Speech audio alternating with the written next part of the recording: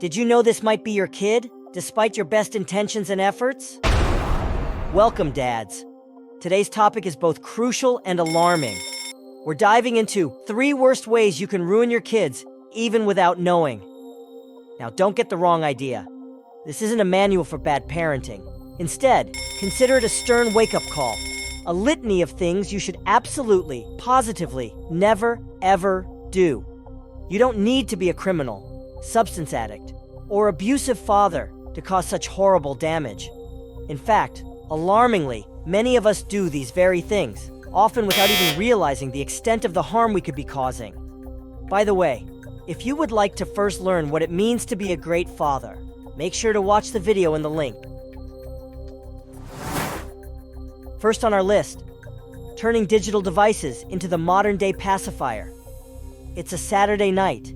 You're tired. The easiest way to keep the kids quiet is to hand them a smartphone or a tablet, right? Well, research indicates this could be one of the most damaging choices you make. In the short term, increased screen time can cause eye strain, headaches, and sleep problems.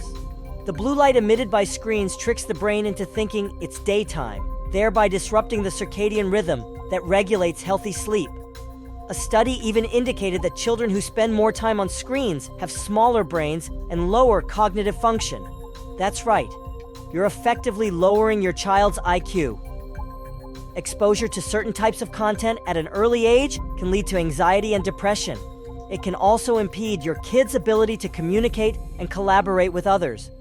Developmentally, we're talking about impaired social skills and a skewed understanding of reality, not to mention fostering an addictive behavior that can plague them for the rest of their lives.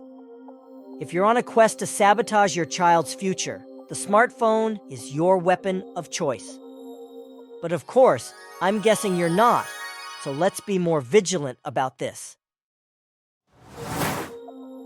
Let's shift gears to another type of harmful exposure: diet. Imagine your child devouring a colorful cupcake, chock full of additives, preservatives, and artificial colors. Sure, it's just a treat, but one that has consequences. Or consider your children regularly eating fast food. In the short term, we're looking at hyperactivity and mood swings. In the long term, we could be talking about obesity, diabetes, and heart problems. Moreover, unhealthy kids might struggle with self-esteem issues, finding it harder to engage in physical activities with their peers. Research shows that a poor diet can have a serious impact on your children's well-being, both mentally and physically. For example, brain fog, a term that encapsulates feelings of mental confusion, poor concentration, and lack of focus, can be one of the troubling consequences. In addition, nutrient deficiencies can impair their decision-making abilities and in extreme situations may even lead to developmental disorders. Imagine setting down a dinner plate full of risk factors for both mental and physical health issues in front of your kids each night. If that's not the kind of parenting legacy you want to leave, it's crucial to rethink your family's shopping list. Our third point veers into the emotional landscape. Let's talk about communication, or the lack thereof. You ask your child to clean their room. You say, "Do it now because I said so." No discussion, no engagement. This do-as-I-say approach can wreak psychological havoc. It can foster a sense of helplessness, stifling your child's ability to think independently. It affects their social dynamics, making them either too submissive or, conversely, rebellious against authority figures.